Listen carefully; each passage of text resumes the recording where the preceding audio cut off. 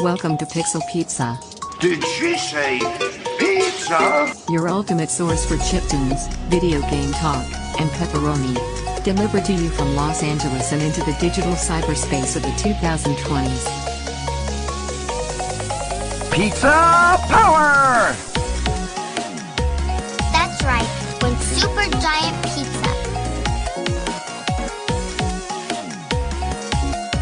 I want a large, thick crust with double cheese, ham, pepperoni.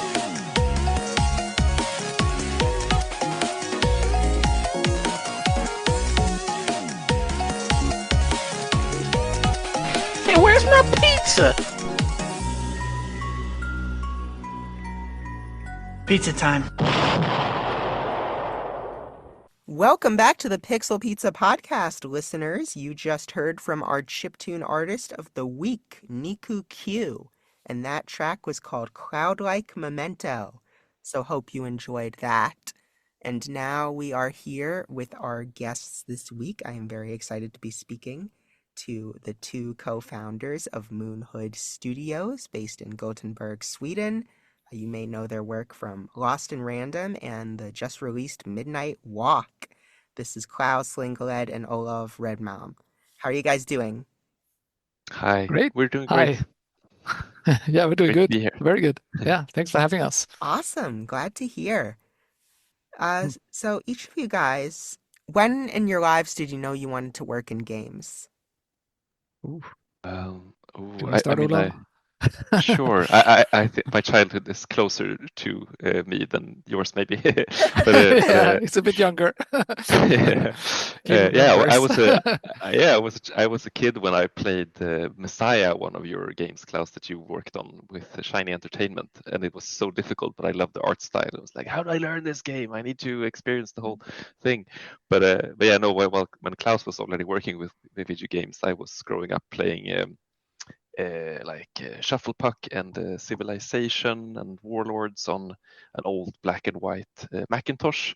And my brother helped me out. There was like a point and click program where you could import Paint, MS Paint, or like the early Paint, some kind of program for drawing pictures in there and create a point and click game. Oh, and we cool. would do point and click games together. He would do some simple coding and I would draw pictures. So that was my first contact with game development. I guess I didn't think much about it then, but it was when I first played Baldur's Gate 1 and 2 very close to each other when I finally got a computer with full color that I realized just what you can do with video games, and like I had to really learn English properly to be able to understand what was going on in those deep role-playing games, and just this idea that you can tell such great stories on the computer made me very interested about how you do that. And fast forward many years later, when I was in high school, I bought an artwork from an artist I really liked. His name is Axel Trovenius, and he happened to be the art director at Machine Games, working on the Riddick games back then, and then moved on to work on Wolfenstein and now Indiana Jones. And he was the one who told me that you can actually, that there's a lot of work as in game development in Sweden, and that there are actually schools that you can go to get a job. So that's how I really understood that it was possible. I didn't have to go to the US like Klaus did back in his day. Yeah, lucky you had schools. Yeah, really spoiled. Because you had a totally different journey, Klaus. Yeah, no, yeah, it's funny. No, but I started. I think I was like 13 years old or something like that when I started. I got like what's it called? A home computer, I guess it's you probably know Commodore 64. Sure. Yeah, I mean, and after that there was Commodore made one called Amiga, the Commodore Amiga, which was really popular in the Nordics and in around up here. Uh, and there was like the Atari ST and the Amiga was like the big home computers that everybody bought. And I got an Atari ST, but then I found out my friends had all Amiga. It was like a war between those two computers, basically, which is really weird. So I had to switch, and then I started doing like yeah, just as you do with computers, where you just start playing a lot of video games. And at that time, it was really easy to get like pirated games. Like you would actually like have these like we called them copy parties, where basically people just copy floppy disks from each other. Mm. So that's before the internet, of course, you know. A little bit later on, I was in a I became part of like what's called a demo group, which is basically when you it's also very like a special phenomenon in the Nordics where people basically get together and sort of try to code the computer's hard things, like complicated things to do with the computer, but it has to be sort of visually striking. And like, for example, a spinning 3D logo or something like that, you know, or a robot that's really Oh, flashy or something like that. It has to all be like real time. So you're trying to push like the computers to be really um to press each other what you could do with it, you know. That's all like machine codes. And I became like a pixel artist then in a demo group. That's how Oh, I started. Yeah.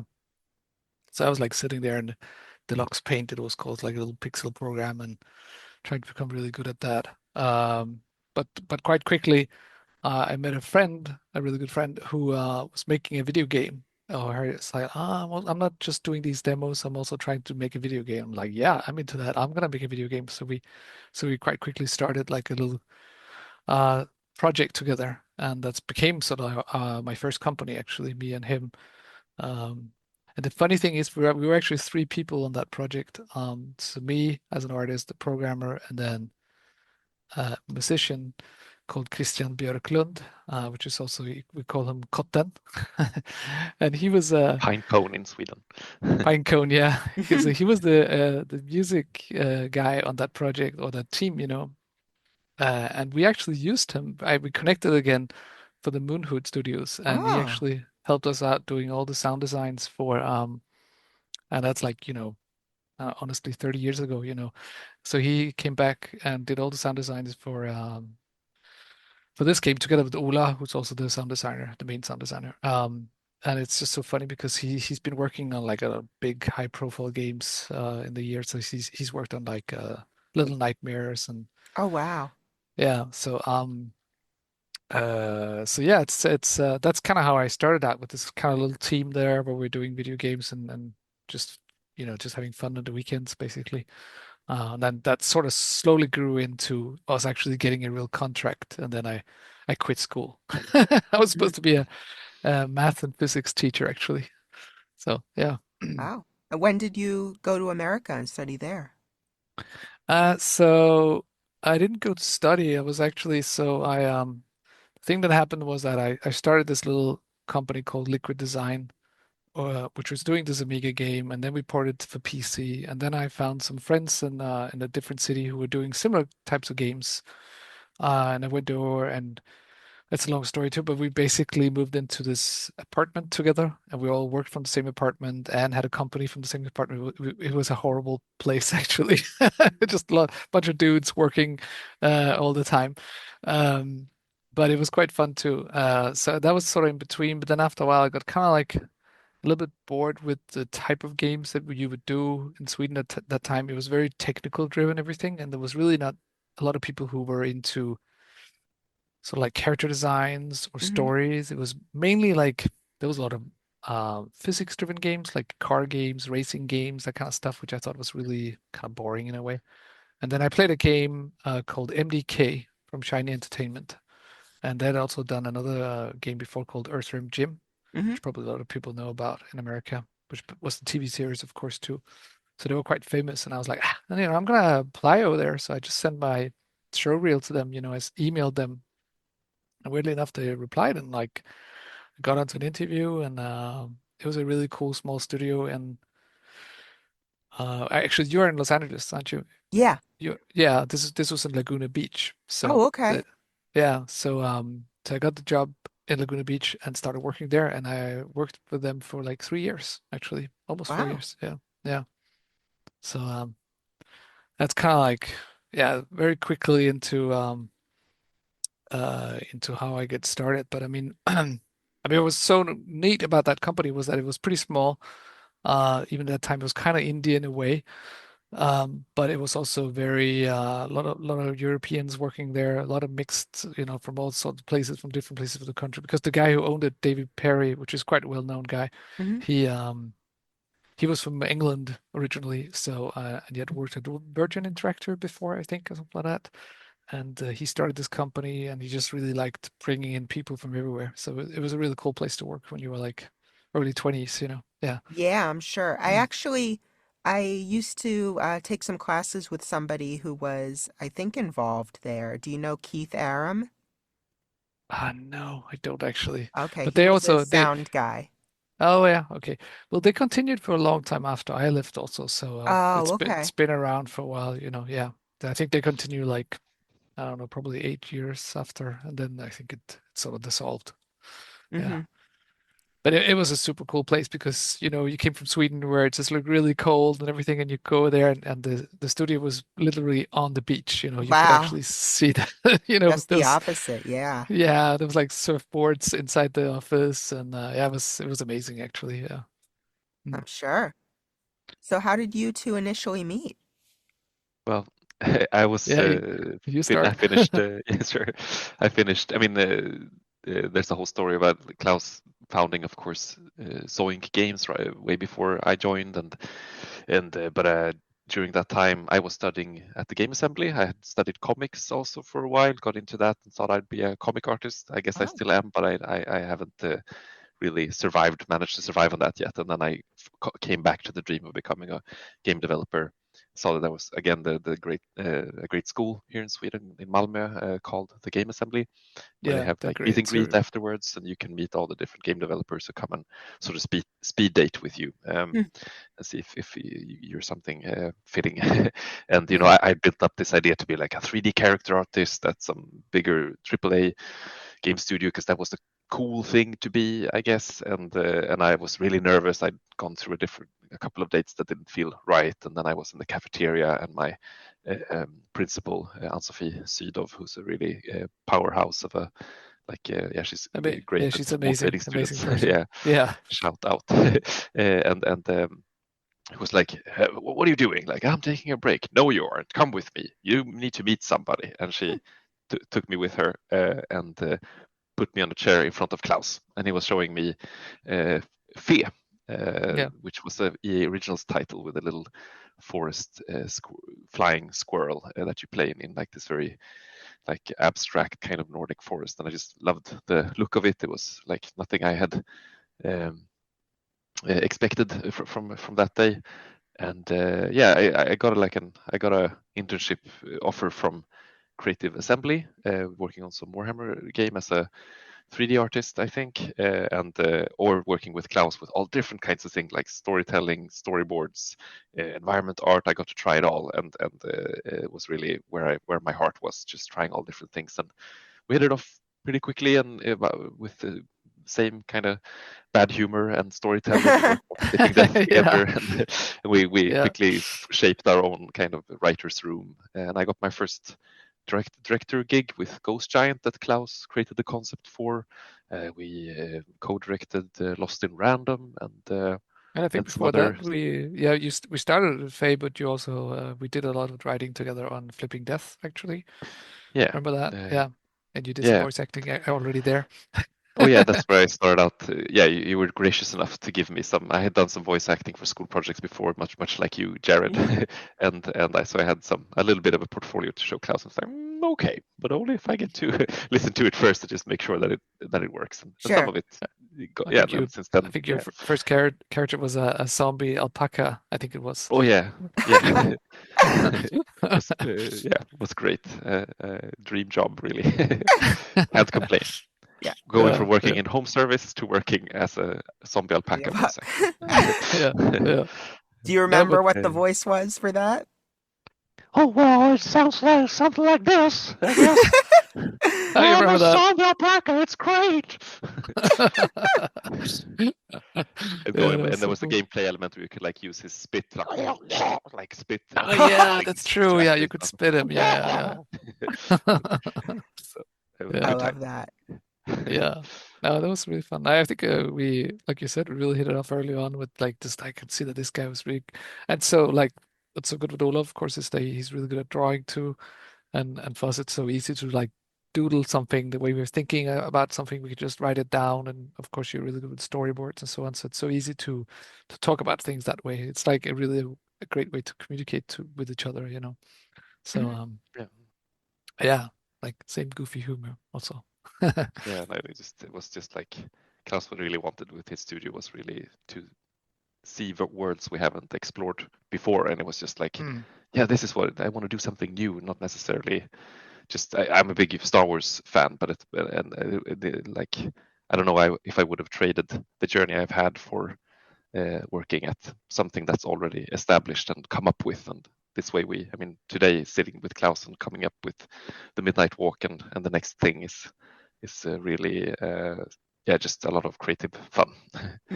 I mean, now that I think about it, when I've seen, like your behind the scenes videos and your process, it does make me think of ILM a lot. Oh yeah, Right. yeah. Yeah. We visited and felt right at home. Oh, we went there when We were in at GDC this year. Mhm. Yeah, got Yeah. invited to see it. That was pretty cool. Oh, that must have been so Yeah. cool. It was Yeah. great. It was really fun. No, but yeah, I mean, obviously also because a big thing, of course, with Moonhood is that we built everything in real, you know, and that feels very much like ILM was before, of course, in the Totally. beginning, obviously, you know, so it's really going back to that. And I know also, of course, with all the like the big, really good movies that do maquettes, what's it called? Maquettes, Maquettes, you know, yeah. yeah, first, you know, I mean, I love that stuff. That's actually the whole thing of building stuff in clay was I actually learned at Shiny. So that was one of Oh. the, yeah. So they did. There was a couple of artists over there, and I didn't even know that existed. You could really do that, you know. So there was a couple of really nice artists over there who taught me how to do it and showed me how to use Super Sculpey and armatures and all that stuff. So I actually still have the first model that I ever did over there, which is like, you know, yeah, I guess it's like 25 years old now, something like that. It's Wow. starting to get a bit crumbly. Super Sculpey Um, was already a thing then. yeah. It was the It's same kind of yeah, clay. yeah. It was the same clay, exactly the same, but it was just it was the soft one. You know, they didn't have the gray one. They just had that really um, the one that's really soft at that time. Hmm. But yeah, it was and it was built exactly the same way. Yeah. All these So years later, that's so cool. yeah, and I basically kept doing that sometimes when I just wanted to get away from the computer. So I always sort of kept it a little bit alive, you know. But Yeah. obviously, yeah. I Mm. think that was so interesting is I again, doing my research or as some people have said, professional stalking. Yeah. Both of you guys just in your spare time love to doodle and draw the kind Mm. of weird creatures and characters that Yep. that are in your game, so it must come very naturally to you.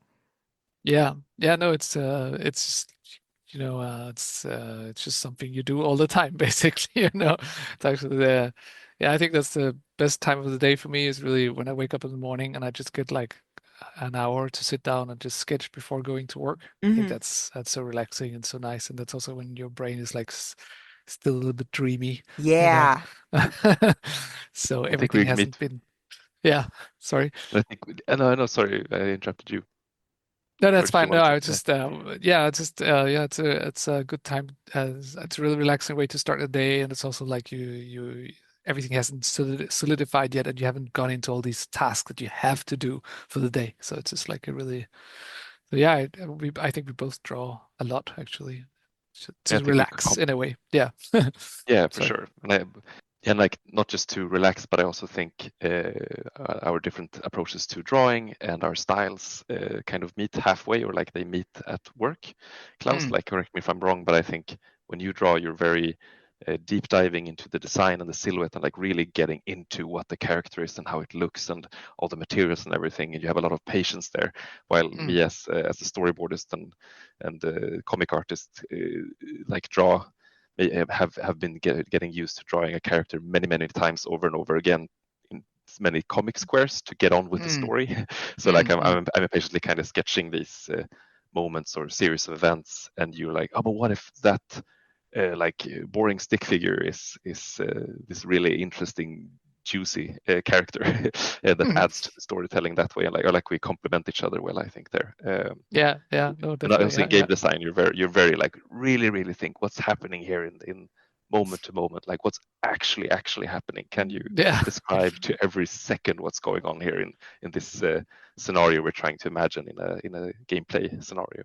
Yeah, I Um, think we usually we both overlap each other a lot, of course, the way we work. But Hmm. if we're sort of tilting towards different things, I think I'm tilting a little bit more towards like the whole like much more towards gameplay, where Olaf tends a little bit more towards story in a way. So that's kind of like we go a little bit separately, but we're still overlapping a lot. I'm also in um we're feedbacking a lot on each other's stuff, of course, so he's feedbacking on my art and I'm feedbacking on his writing and so on. But yeah, it's a good process. But one of the things that we work really well together with is more like when we have to come up with ideas, and we really think about what we like. The things that we like are very similar, so that's very easy for us to to agree in a lot of ways Hmm. around the whole concept and the feeling and what we want to go for, and we're very, I think we're quite aligned with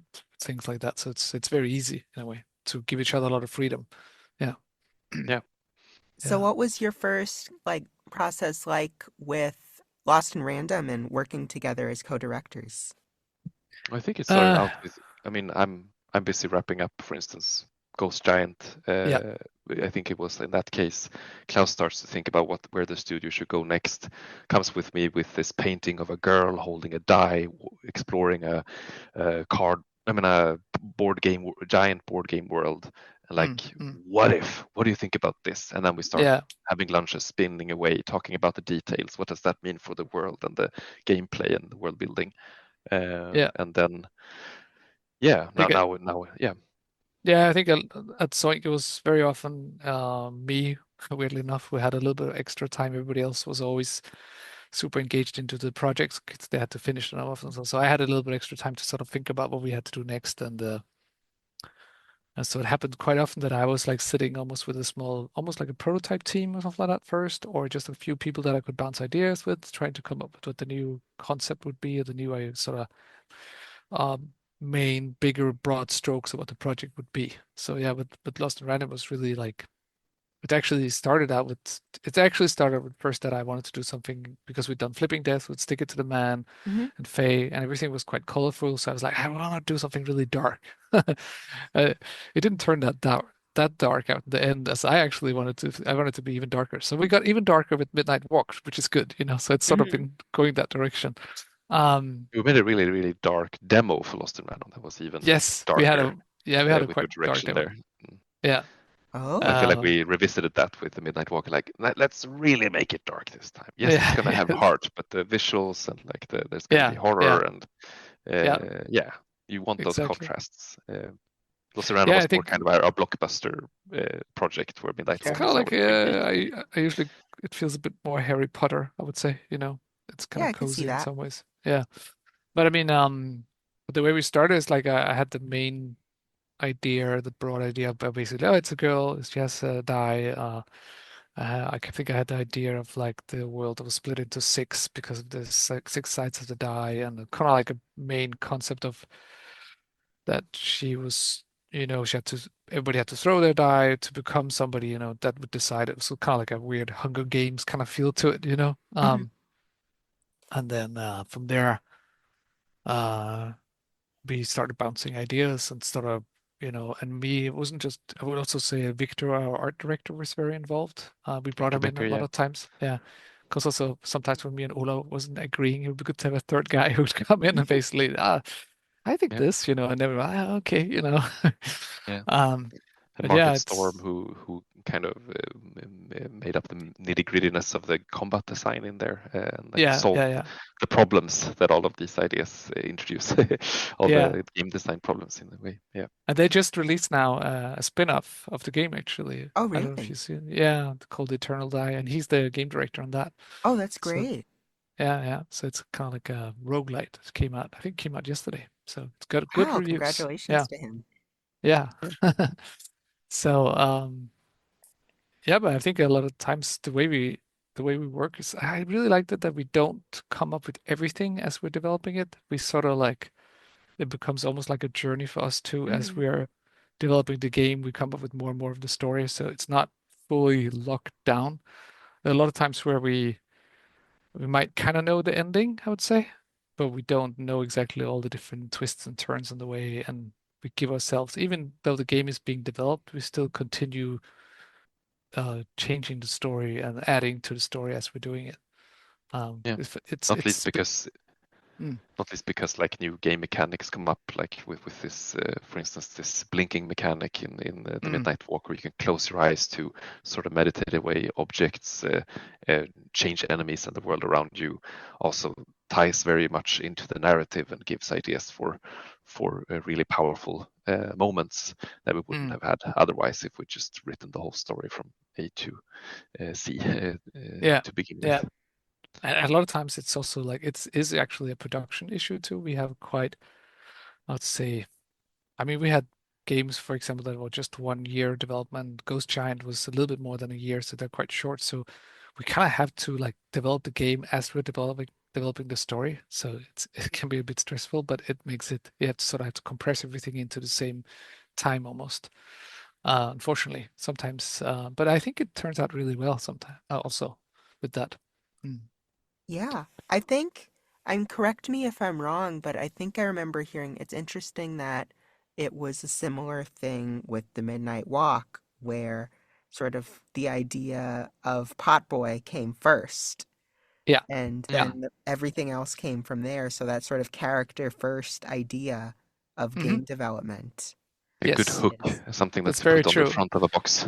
Yes, it's very true. Uh, No, but it's exactly the. I mean, if you look at also, for example, Ghost Giant was really also the concept was really with Ghost Giant was, for example, I want to make a VR game, but I really like miniatures. So wouldn't it be cool if you were a giant ghost in a miniature world? And that's Mm. like, okay, here you go, Olaf. What can you do with that? So we had like with that one, for example, we had a demo which you could play around with, but there wasn't really a story. So that's also where it comes from the character, so the main concept first, and then you sort of develop everything out from that. So same with Lost in Random. Here's a girl with a die. How could that world sort of everything evolves out from the die itself, like Mm. the numbers, the worlds, the six worlds, and how the yeah, gameplay when Klaus, mechanic works. Yeah, everything like that. Yeah.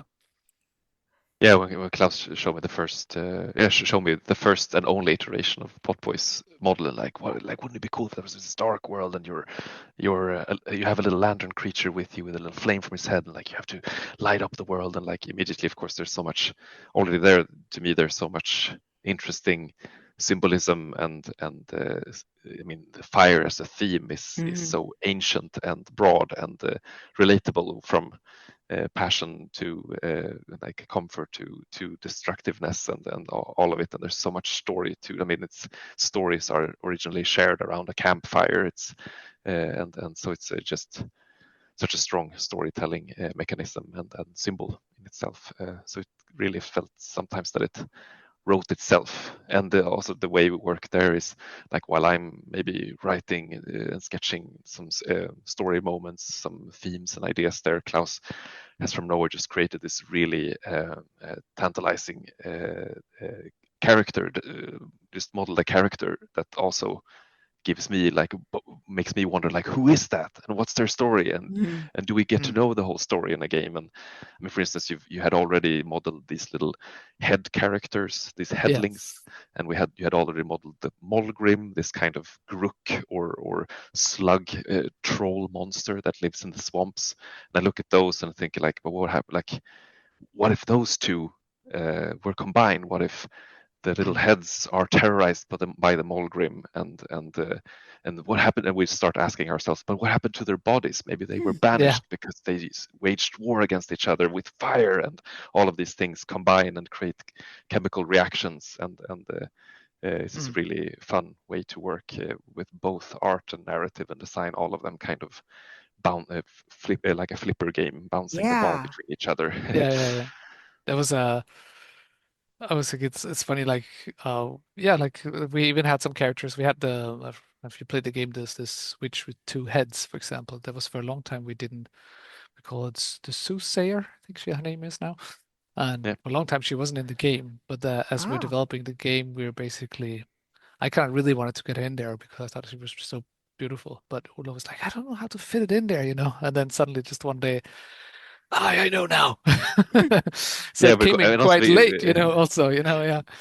yeah, we got the feedback that like the goal of the player was maybe Mm, too abstract. Maybe it was hard to realize what the main goal of the game was like, oh, we have this really cool character that can be this person who spews prophecy and hints mm. abstractly at what you're supposed to do. Yeah, Uh, yeah. I think when we started that project, we were also very aligned on what we wanted at the same time because we're big fans of Over the Garden Wall, David Sure. Lynch, and stories that are just not like spelled out too much, that are a bit ambiguous, like you don't really know exactly what's going on. You have to figure out yourself. And we also wanted to, we were very, I think it's also because we came from Lost and Random, we wanted something that was much more quiet and was a little bit more sort of like a silent world in a way that's more not as intense. So it felt a bit sad, and that fitted really well with, of course, a world that's dark and there's no light, and you have to go there and give back the light and give back the warmth and all that. So felt really, yeah, it felt really like everything clicked really well together. Yeah. Mm. yeah. That's amazing. And I know something that was important for you guys in the development process was sort of giving the game a poetic sense to it. So how did you incorporate that into the dialogue and the tone and environments and things like that? Well, I for one, I think that's an interesting question. How do you? Because poetic is such a like what is Broad. poetic and like Hmm. yeah, it's very broad and like what like for me I struggle a lot with like is this poetic or is this too poetic or is it on the nose, is it Mm. but I think I always try to at least think about what when I write dialogue, I think about what the characters what they're thinking and what their intention is and what they really want to say, but then I give them like a filter or like a what do you call it, some kind of filter between their mind and you, and it's like through this filter their worlds become jarbled, their language becomes garbled or uh, Mm. sounds mad. Like nothing sounds mad just because there's no. I try not to be too random in what the Sure. characters say, but Mm. it comes from an intention. So that's one part of the poetry. But then we're inspired by. We've looked a lot at ancient texts, different kinds of religious texts that go harken back to fire, like talk about fire um, and the meaning of that. And I think yeah, No, I think also the stories itself. I mean, when you think about the stories, we're just trying, if you start out, because the way it starts out a lot is, of course, that we come up with, they're kind of like five small short stories in a way that you go through each of them, and there's always a problem or issues of that. I think that for me, at least, it comes out also from that those problems are like if there's a heart to it, or there's something you want to say with it, it's much easier to make it like, I guess, poetic in a way, or uh, saying something interesting, that actually has a depth to it, Um, for example, like with the carpenter story, and there is really about somebody a father who loses his daughter in a way, and that's just like you can sort of relate to all these stories as humans, so it becomes, for me at least, it becomes more deeper in a way, and there's more to understand and feel it. So there's, I think it from at least for me, it's that's where how it what is poetic. I don't know what it means by poetic, but basically, I think that if there's a story that's quite heavy behind it, there's something that actually wants to say something interesting, then it gives much more meaning to me. Yeah, it's not just there's some human value to it in some ways. You know what I Hmm. mean?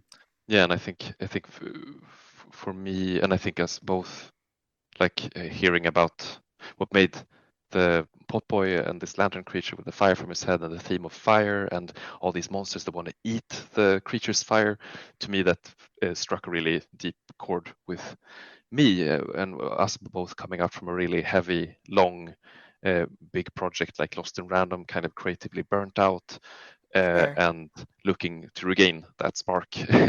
And we found that in Potboy and sort of like writing the story and this midnight walk that we all have to walk along, and there are all these challenges that want to kind of snuff out our spark, but it's always there, and we can nurture it and make it stronger. It can become too strong. What is too much? When is it enough? And all of that sort of theme. I like, again, Lynch, how he talks about I think he sometimes mentioned that if you have a theme and you have a prism, and the theme is light, and you shoot that light through the prism, and it shoots out in all these different colors that seem random, but they all come from the same theme. And if you have those core themes with you, and then you can, like, no matter how random something might say, like no matter how contrasty or different the tales within your tale are, like in Twin Peaks, everything seems very random, but it also makes a weird kind of sense because it comes from the same theme or prism. I think that's the idea, at least, or that's how I think about when I think about what I want the characters to say and express the stories we've talked about. I think also for me, what I'm really happy about with it turned out the writings is that, like, again, I just like the way that it's not so obvious always. It's not like this is this is the story. Here it is. I think I'm very happy with how it turned out, that we tell things a little bit here and there, and you yourself put everything together and form your own sort of view of what's going on here, really. And I love the way, one of my favorite things that Olov did was, like, we had this voiceover, of course, and I love the way that the voiceover is not just telling exactly what happens on the screen and what happens to the story of you and what happens with you and Podboy. At some point, he also just starts telling a totally different story that sort of goes parallel with what you're doing. And you start thinking, is this the story that I'm actually listening to, that I'm doing right now? No, it's a different story, but it parallels with it and fits perfectly with it. But he's just telling a story that fits into that world, but you're doing a different story at the same time. But they sort of merge together and fit perfectly together. And it's like that. Like, I think I definitely, we need to do more of that stuff. That's so I cool. love that. That really feels like poetry. Yeah. And like I mentioned, my own personal drive, or our personal drive, for kind of creating this new game. There's of course other stories and other themes to the game, and what we love about what we've created and how we want to create stories and games is that we, as Klaus says, we make it just abstract enough, so we hope people will find their own meaning in it also, and like their own, like, no interpretation is wrong. We want the story to be able to be read in many different ways, and have kind of planted the seeds to allow for that. Yeah, I've seen a number of comments from people saying the story made them cry, which I thought was so powerful. Yeah. And it's funny because we used to talk. I remember I talked a lot about that before. It's like, there's a lot of movies that I cry to, but it's not very often I cry to a video game. So I'm very happy that we managed. You cried to the ending without spoilers the first time the cutscene was ready. I have a film on that. I have proof you can cry, Klaus. The music there, like, totally made me weep. Joel Bille and his band Bortre Rymden. Joel Bille is the composer of the music, and we talked to him a lot about wanting the music to feel as tangible and real as the clay that the models are built of. So sometimes you can almost hear the music sounding over the hills and mountains, like there is a band beyond the clouds, or everything, even the sound design. Also, we wanted them to be designed in these broad brushstrokes that felt chunky and tangible. Yeah, you hear the guitar strokes almost, Yeah. I mean, speaking of the tangible aspect, where do you guys find the super talented sculptor and painter team that you've been working with? That's so funny because it's mainly me and Sophia who made all the characters, and then and Victor, who's the art director. So that's the team. Oh, okay.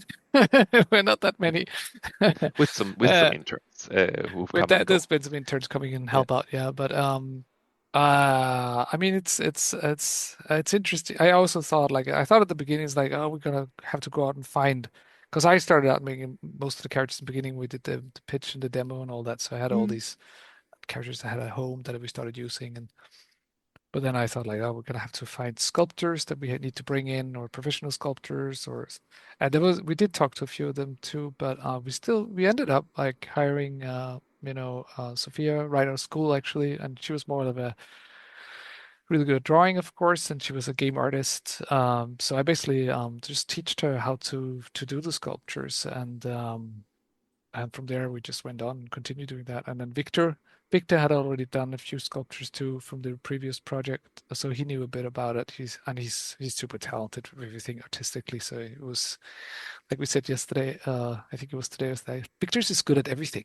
Whatever he does, it turns out great. Mhm. Yeah. We were I doing know this. it. We were doing this for fun. We were actually doing a pottery class for the team just to get Oh. to try that out too, because we do have some sculptures that are in ceramics, and we didn't get to do like really what do you call when you make the vases casting? No, what's it called? Throw clay. Uh, yeah, throw clay. Yeah, so we didn't really, but he got to try it, and he just got to try it like a really quick to throw a pot or something like that, and instantly he just was good at it. So yeah, no, but so mainly basically it's been actually Olaf had done a few sculptures too, but it's I can count them on my fingers, maybe. Yeah. but yeah, we did almost those 700 individuals sort of like sculpt to Wow. that could be anything from like it could be like a doorknob or a brick to like a whole house or a character. So there's all sorts of different sizes, of course. Yeah, but it's been basically me, Sophia, and Victor who's done most of the work. Yeah, yeah. Mhm. It's been a really great way to also introduce, I mean, less technical artists to the Mm. technicality of making games. Like Sure. usually you'd have to have a technical background, be schooled in technology. Uh, but here you can start out as a sculptor and then maybe start fiddling with. We've had interns who started making sculptures and then get to know the Unreal Engine, and Mm. then later become environment artists. So it's been a good Yeah, bridge. Or maybe 3D scan artists. They get really good at creating the 3D models Mhm. of the sculptures. yeah. We did have a girl in who started as a summer intern sort of job, helping out with 3D scanning, and then she turned into a sculptor for a while too. So that's a little bit extra help there too. Yeah. And the funny thing is that's what's so nice about this project, that the scanning it was really easy. It was actually done with just a phone. It's a phone app they use on an iPhone Pro or something like that, Mhm. which I found out before we started the project. So it's been very sort of like simple procedure in a way.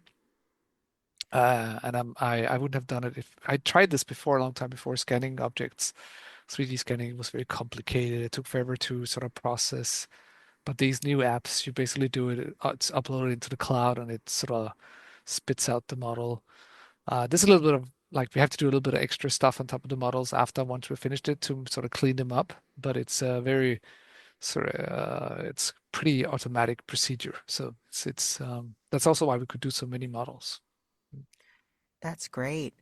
Mm. Uh, and something that really stuck out to me was I feel like in some ways, Midnight Walk is kind of the culmination of every game you guys have made so far. It has a bit of that darkness aesthetic of Lost and Random.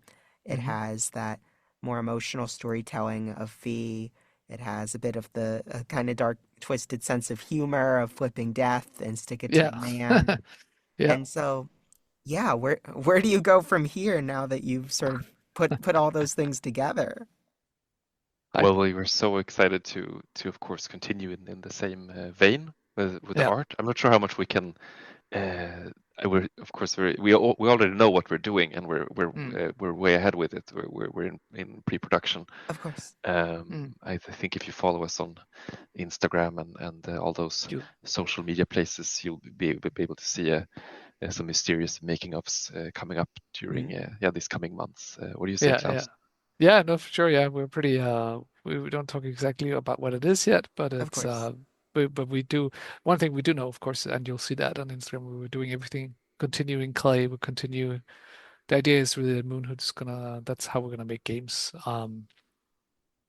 So we're sort of building on top of what we learned from the previous project. And yeah, where do we go with the story and all that, I think that I think it's gonna be I think like yes, I think it's gonna be very similar in so many ways. There's a lot of things that we're really happy with how it turned out with this project, and I could see that we had maybe a bit more humor in the next one, but not like haha, flipping death stick it to the man kind of thing. Hmm. But I love the way I love the way the sort of like the heads turned out in Midnight Walk, how that's sort of like goofy, weird dog humor. I But I think also maybe love even more contrasts, like that kind of humor, yeah. but also even scarier in some points. But also, I would say we're growing up with our audience a bit. I mean, the Midnight Walk is of course for all ranges of almost all ages, but I Hmm. think in the sense of storytelling and dialogue, in some ways, we're kind of growing up a little bit more Mm, Sure. further. I Um, saw I think also like one of the things why there was a lot of humor, and I mean I we we of course came up with the story and the ideas and everything for Stick It to the Man and Flipping Death, but it was also done together with Ryan North, which is the comic book writer who helped Oh, us write the sure. script. And so he had a lot of humor to those projects, and he's great with that. And we're not as comedic as he is. Mhm. So I think we found a place where we're really comfortable right now. Yeah, the way we're working. That's Mm, great. mm. And then a TV film adaptation was recently announced for the game. Yeah, yeah, What yeah. led to Story that? Kitchen. I can't remember how we Uh, got the contact. Do you remember how we yeah, I found do the remember. contact? It's a friend of mine, an agent guy but I mean, I think if we started from the beginnings, basically, when I was running Zoink for a long time, I kind of got a little bit burned out on video games for a while, and I took a Mhm. break, and I actually turned Zoink into Zoink Animation. So for a while, we did actually a short movie. This was like 2004 or something like that, so it's a long time ago, 20 years ago. We did a short movie, a 3D short movie. Then I started doing some music videos too and stuff like that. So we did a lot of animation work, and then we started doing commercials too, animated commercials. And it was kind of like boring. I hated it. Mhm. And then so then it sort of slowly went into games again, and we continued with games. So I sort of like dabbled around a little bit with animation and movies and stuff like that, but never really got to do anything big, of course. But then for Lost and Random, we actually did try to get it started as a TV show too, and we did have some serious talks with a lot of people about that. Oh, Yeah, so me and Olov was in a lot of pitch meetings for that. Remember that, Olov? Oh yeah. Yeah. Fun, but yeah, nothing there yet. But I No, think yeah, yeah. this time So around it's it's yeah. yeah. I mean, we know it's a tough struggle to get something like that started. sure. So this time we really thought, oh, if we're gonna do it right, we really want to find a partner who can help us doing this. So yeah, so we signed with a company called Story Kitchen, which of course is really well known in the industry, and they know what they're doing. And they had I think they're the producers of Sonic the Hedgehog movies. Oh, Yeah, so Tomb, that I think Tomb that's their Raider big now, and yeah. Tomb Raider. Yeah, I know they Doing also something with Hazelight also. yeah they're doing It oh, Takes that's Two. awesome. Yeah, if you go look at the website, there's all sorts of different things there. Hmm. They're getting started. So yeah, they've been so it's going to be interesting to see how it goes. I mean, it's from us, of course, getting this thing up and going, and to actually seeing something on TV or a movie screen. It's going to take a long time. I think Of it's a big job. course. Yeah, but yeah, Yeah. it's cool, and it's always I think always with all the concepts or the ideas that we had of the things that we're trying, it lends it so easily to this, to this medium. And I mean, a lot of people, I think we're really good with characters, character design, stories, and all that. So of course, it's very easy for us to sort of tilt this into to TV or a TV series media. Hmm. We were hoping maybe that in some capacity we could use some of our models for a potential Mm, TV or film, and also that we could consult on the story, of course, and looking at Yeah. how, or if we're not even more participating even more, but we also want to make the next video game. Yeah. But like finding a way to kind of build on the world parallelly without just telling maybe the same story again, or we tell the yeah, same story again. But exactly. Yeah, we will have to see. we have The talks a are lot of still cool going. ideas for this. Yeah, yeah, That's yeah. so exciting. So Yeah. those were all the main questions I had, but I have to ask, this is the Pixel Pizza podcast. Klaus and Olaf, where are your favorite pizza places? Oh, Oh. actually, I have one in San Francisco that I really like when we're at GDC. What's it called Oh, now? Yeah. What's it called now? If not, I have one. I wouldn't say my favorite pizza place, but uh, our previous studio, Zoink, it was actually on top of a pizza baker for a long time. It was called Oh really? yeah. Pizza. Yeah, it was called Pizza Nemos. And it was down in the basement. And I would say it's a good pizza place, but it was a place where we always ended up eating every Friday. Remember that? Sure. We had like Yeah, yeah, yeah. Missed that. we had like a special form that went out to everybody online so they could fill out what kind of pizzas they wanted. So every Friday we always ate pizza together at the company. So that was really nice. Yeah, yeah. Yeah. Pizza Nemos. Yeah, I mean, I, I immediately, I'm gonna say what I immediately thought about, and that's the pizza that's right outside my door, because it saved me during COVID. It's Oh, sure. Pi Pizza Via Luna, and it's also just a really basic pizza place, but they're so nice and they saved my life. So Mm, uh, there's a really also, if you're ever touristing in Gothenburg, Sweden, I can recommend Walk in the Park. They make Oh really yeah, that's a cool nice place. Yeah. Roman pizzas. What do you call it? Stenugnsbakad in Swedish. Like Yeah, yeah, I remember. stone oven baked pizzas with mm, a lot of nice raw wares and good drinks, and everything is like an indoor park in there. That's the fancy answer, but I think yeah. if I talk through my heart, it's Via Luna outside Yeah. my door here. So you can come by and play the midnight walk with me and Have have have a a soggy okay pizza. pizza. Yeah. Yeah, I usually put some stuff of my own there, like, oh, this is a nice foundation. It's like Mhm. protein and Yeah. a Do the sauce. toppings I'm gonna add some yourself. salad. Yeah, yeah. I love that both the answers for you guys were ones that had sentimental value, emotional value in your Right. lives. Oh yeah, definitely. It wasn't Pizza actually is that long. pizza. There wasn't that long time ago. I don't think you were there. We had like a reunion for Zoink for the old Zoinkers. I was actually at the I was pizza there. place. Oh, you were I there? was Yeah, there. yeah. Yeah, yeah. Oh, We All were right. I'm a getting couple of old. the brave few. Yeah, that was fun. Yeah. Still a so pretty thank shitty you pizza both so place. much for joining me today. Where can people keep track of you guys and your games? It's Moonhood Studios usually at Twitter, on Instagram, Blue Sky, Facebook, all of the TikTok. We're everywhere, and there you can, if you, especially if you now, we don't have much new stuff up right now, but if you scroll back in our history, there's a bunch Oh, of making of ton of stuff. short snippets that me and Klaus have recorded of stuff Klaus is building, Sophia and everybody. There's so much people ask for a making of, but it's already there on the internet if you know where Yeah, to look. So scroll yeah. back, enjoy. If you've played the game, there's a lot of. Oh, am I still left?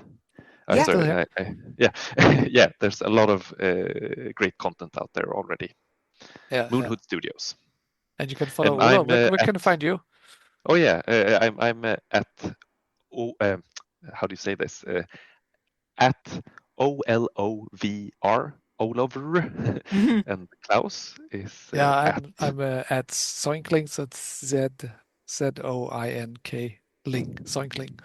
Or just And on search. That's X, Instagram. your Twitter, your I'm not really an ex on Twitter yeah, actually. yeah. Maybe we'll probably leave Yeah, me X too. soon enough. Yeah. Yeah, Yeah. Great. Cool. Then thank you both so much again for taking the time to chat with me. thank Thank you. you. Of Lovely. course. Yeah, it was fun. See you And down the now, midnight walk. yeah. And now we're going to hear from our chiptune artist again this week, Niku Q, and that is called, this track we're about to hear is called Shoku Matsuri featuring Hatsune Miku. So enjoy that, and we will see you next week with another Pixel Pizza.